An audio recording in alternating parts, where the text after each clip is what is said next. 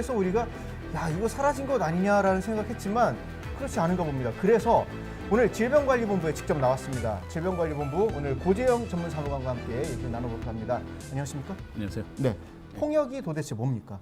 홍역이란 예. 홍역 바이러스에 의해서 발생하는 급성 호흡기 감염병인데요. 예. 발열과 네. 발진, 우리 여기 수포라고 하죠. 아, 발진이 함께 일어나는 감염병입니다.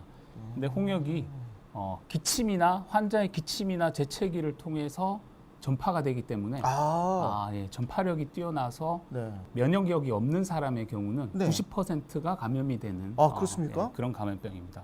그렇지만 또 조심. 예. 한 번 정도 홍역에 감염된 사람이라면 네.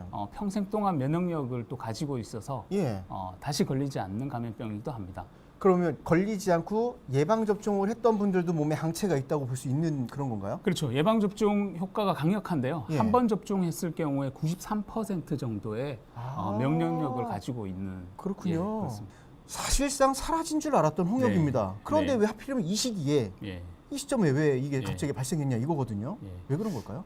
우리나라는 홍역의 예방 접종률이 97% 정도에 달하기 때문에 이야. 먼저 안심되는 말씀을 드린다면 예. 우리나라의 홍역이 대규모로 유행하는 일은 거의 없을 것으로 저희는 예측하고 있습니다. 그나마 좀 다행스러운 말씀이십니다. 예. 네. 그런데 문제는 전 세계적으로 아직 홍역이 퇴치되지는 못했는데요. 예. 예를 들면 아시아의 경우는 지난해 필리핀에 한 4천여 명 정도의 필리핀 홍역 지역에. 발생이 있었고요. 중국에도 한 3천여 명 정도 홍역 환자가 있었습니다. 뉴욕의 경우도 한 연말에 한 152명 정도의 환자가 발생했을 정도로 전 세계적으로 유행을 하고 있어서 우리나라에서는 퇴치가 되었지만 해외여행을 간다라면 언제든지 다시 감염돼서 돌아오실 수 있는 그런 상황입니다. 홍역에 대한 여러 가지 예방법 중에 지금 그 예방 접종에 대한 얘기는 알고 있지만 네. 또 다른 방법으로 예방할 수 있는 방법이 있다라는 생각을 좀 해보게 되거든요. 예. 있을까요? 있습니다. 네. 홍역을 막을 수 있는 두 가지 백신이 있는데요. 하나가 우리가 알고 있는 병원에서 맞는 예방 접종입니다. 아까 말씀하신 생백신. 예. 네, 생백신. 또 하나는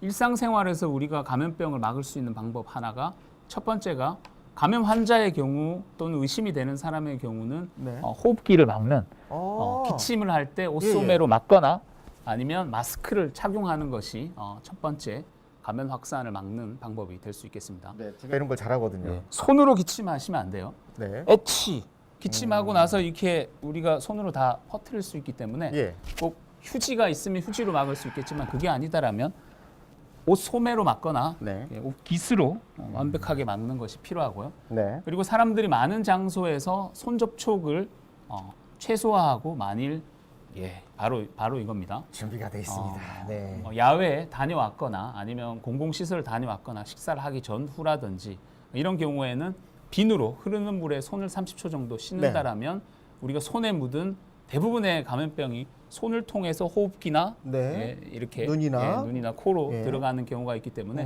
막을 수가 있습니다. 그렇군요. 비누를 안 쓰고 그냥 씻는 경우가 있거든요. 네. 대충 흐르는 물 살짝 켰다가 예. 칙칙칙 한 손으로 이러고 딱 나오는데 효과 있을까요? 그건 손을 씻은 기분만 내는 거죠.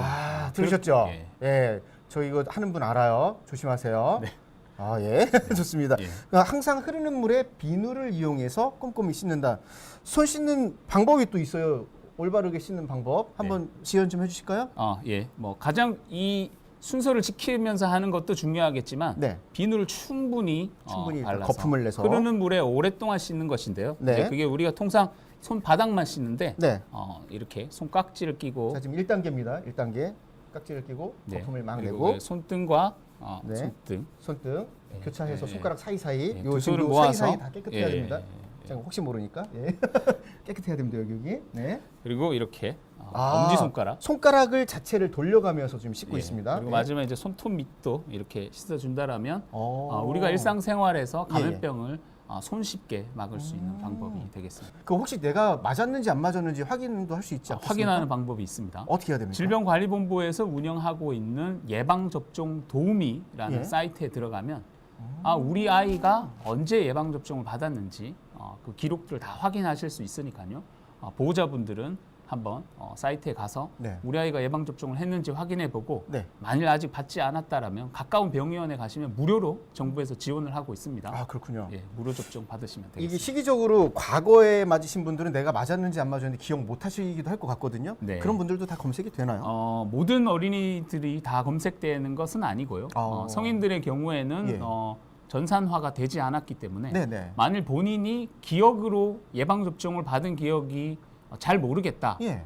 이런 경우에 접종을 하시면 됩니다. 아, 추가로 더 맞아도 아무 문제는 없는 거예요. 예방접종의 안전성은 식약처로부터 검증을 받은 백신이기 때문에 그렇군요. 안전합니다. 해외에서 발현됐기 때문에 해외여행 계획이 있다면 주사를 맞아야 된다 얘기를 해주신 거잖아요. 예. 자, 그러면 국민 여러분께 마무리로 말씀해 주시죠. 어떤 당부가 필요합니까? 해외여행을 통해서 감염될 수 있는 감염병은 홍역 이외에도 뭐 다양한 감염병들이 있습니다. 그런데 우리가 해외여행을 떠나기 전에 어디에서 어떤 지역에 내가 여행을 가려고 하는 어느 지역에 어떤 감염병이 유행하고 있는지를 꼭 확인을 하고 가셔야 되는데요.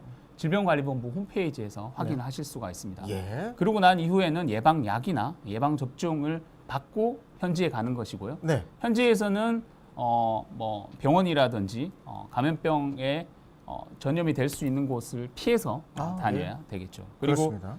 귀국을 한 이후에는 자기가 있었던 여행지에서 있었던 혹시 상황이나 네. 몸의 증상 같은 경우를 검역 설문지에 잘 제출을 하는 것이 예. 필요하고요. 예. 그리고 돌아와서도 혹시 병이라는 것은 잠복기가 있습니다. 그래서 홍역의 경우는 네. 3주, 3주. 네, 21일간 정도의 잠복기가 있기 때문에 그 사이에 어떤 증상이 나타난다라면 네. 질병관리본부에서 운영하고 있는 1339에 네. 전화를 해서 안내를 받고 병원에 가서 진료를 받는다라면 네. 안심하실 수 있을 것 같습니다. 네, 오늘 방송은요. 홍역을 예방하기 위한 방법으로 질병관리본부와 함께 행정안전부 안전한TV가 함께했습니다. 다음번에도 또 좋은 기회에 여러분을 찾아뵐 수 있는 계기를 마련해 보겠습니다.